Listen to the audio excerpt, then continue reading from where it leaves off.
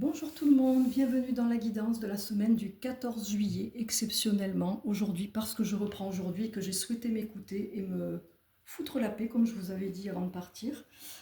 J'espère que vous allez bien, que vous passez de belles vacances pour ceux qui sont en congé, que ça va arriver très vite pour les autres.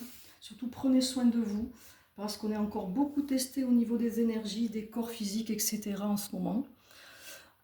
Quelques petites infos suite à des retours, des demandes que j'ai parfois où les gens ne trouvent pas. Je consulte, je le rappelle, du lundi au samedi. Beaucoup me disent, comme vous ne consultez pas le samedi, ben, je ne vous demande pas de séance parce que moi je travaille en semaine. Je consulte le samedi, mais si vous ne me posez pas la question ou si vous n'allez pas voir sur mon Google Business ou sur ma page, il me semble que c'est mentionné, effectivement vous ne le savez pas. Donc je vais vérifier tout ça et je vais remettre les infos. Je consulte donc en semaine à peu près de 9h à 18h30 dernier créneau. Et le samedi, c'est fonction des demandes, matin ou après-midi. Voilà. Mais je ne fais pas le soir, le samedi en revanche. Donc dimanche et jour férié, non, bien évidemment, en tout cas dans mon cas. Et je rappelle aussi que vous avez des publications épinglées où vous avez des infos sur les tarifs et mon site internet.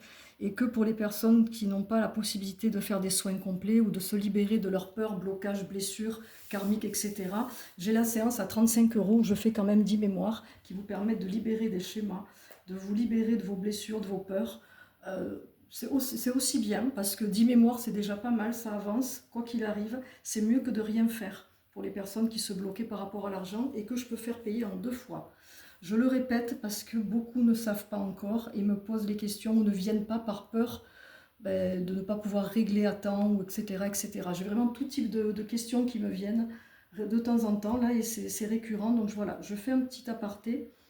Et aujourd'hui, on va donc utiliser Akasha et j'ai choisi l'oracle des Médéors. Alors je reprends, je peux bugger parce que je me remets dans le bain tranquillement.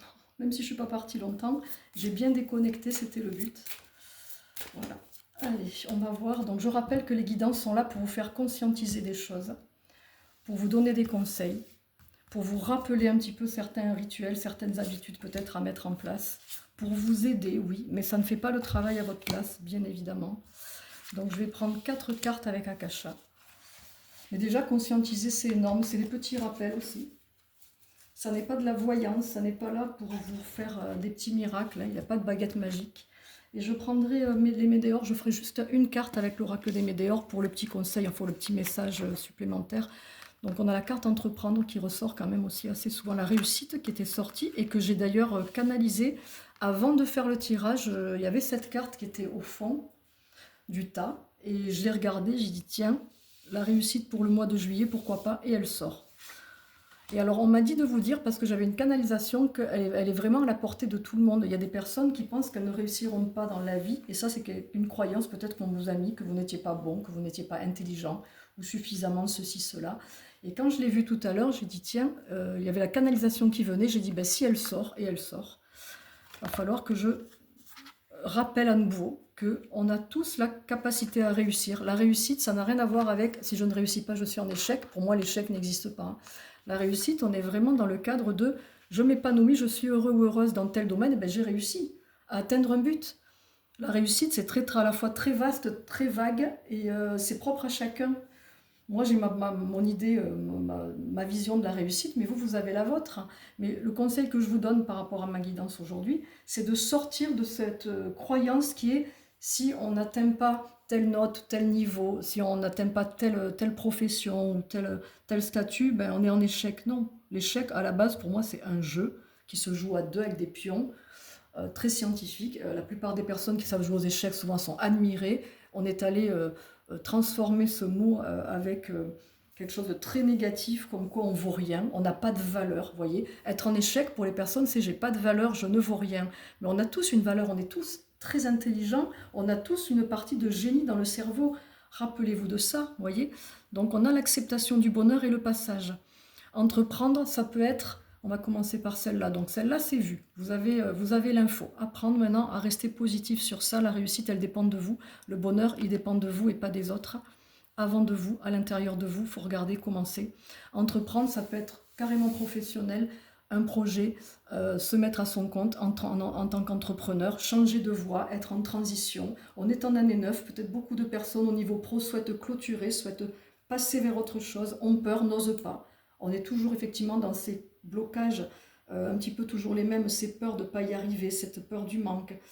Donc si vous avez toutes ces peurs-là, sachez que ça se travaille. Moi, j'y suis passée dans ces peurs. Ça fait 7 ans maintenant que je suis à mon compte.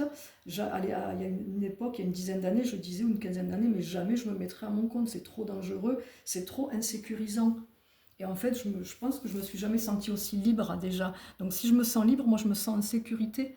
Parce qu'après, ça se travaille, la peur du manque aussi. Tout peut se travailler, il suffit d'aller vers la personne qui vous parle, de voir comment ça se passe, et puis aussi d'y mettre du vôtre. On n'a pas de baguette magique, nous, on vous accompagne, on vous guide, et vous avez aussi une partie du travail à faire. Donc entreprendre, ça peut être aussi entreprendre des projets, mais également entreprendre un travail sur soi, entreprendre un nouveau chemin. Il y a la notion d'action, vous voyez, de yang, et en même temps, on est dans une énergie très lumineuse, très rayonnante, vous voyez, c'est je m'autorise à rayonner, je rayonne parce que c'est comme ça. Mon âme, elle est venue pour que j'aille vers ce rayonnement et elle me guide grâce aux guides, aux personnes qui m'accompagnent dans le quotidien sur Terre, mais également dans le monde invisible, le monde subtil. Vous avez des guides, vous avez un ange gardien avec un chemin qui est tracé à la base avec les grandes lignes. Voilà. Et c'est pour ça que vous avez des synchronicités sur votre chemin aussi. Donc là, on a la notion de passage qui peut être la transition, qui peut être aussi, on me parle de la nuit noire de l'âme pour certains. La nuit noire de l'âme, c'est des passages que l'on peut vivre, on peut en vivre plusieurs, qui ont une durée indéterminée d'une personne à l'autre, qui peut être un passage très très compliqué. La nuit noire de l'âme, on va avoir des épreuves qui peuvent être physiques, qui peuvent être émotionnelles, spirituelles, qui peuvent être en lien avec la famille, professionnelle, quel que soit le domaine. Tous les domaines peuvent être touchés. Sensation qu'on tombe au fond du trou. Ben, c'est un passage obligé pour certains parce qu'ils ont choisi dans cette vie de transmuter des choses compliquées qui ont été peut-être récurrentes dans d'autres vies pour aller vers quelque chose de plus enseignant, de plus spirituel, quelque chose de l'ordre de la guidance, de l'ordre de l'amour inconditionnel, on me dit. Donc, peu importe la raison pour laquelle vous avez vécu cette nuit noire de l'âme, elle peut que vous faire grandir et je vais y arriver, vous guider vers ce bonheur, mais l'acceptation du bonheur, contrairement à ce qu'on croit, elle n'est pas toujours facile pour tout le monde. Effectivement, il y a des personnes qui pensent qu'elles n'y ont pas droit. Et ça passe par accepter qu'on doit passer par des moments difficiles. On doit passer par de l'action, entreprendre des choses, par voir la réussite sous un autre angle. Vous voyez, en fait, c'est un cheminement, c'est une façon de penser, d'agir. Donc sur cette semaine, on est à mi-juillet là.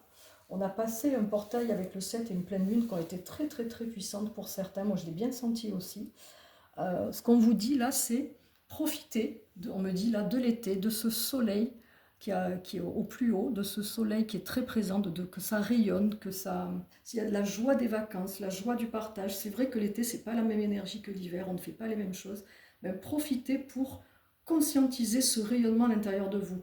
Ils me disent là de vous dire, les guides, que voyez cette joie que vous ressentez quand vous partagez, quand vous vivez des moments de plaisir, c'est-à-dire ce qui vous fait le plus plaisir.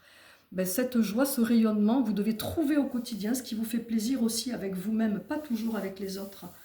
D'aller au fond de vous, qu'est-ce qui vous fait vibrer, quelles sont toutes les choses qui vous font vibrer et de les nourrir, mais aussi de les réaliser au quotidien, de les ritualiser, de les faire tout simplement, d'agir envers vous en ce sens, c'est-à-dire agir pour être heureux, pour aller vers cette réussite quelque part, qui commence, on me dit, par une réussite intérieure.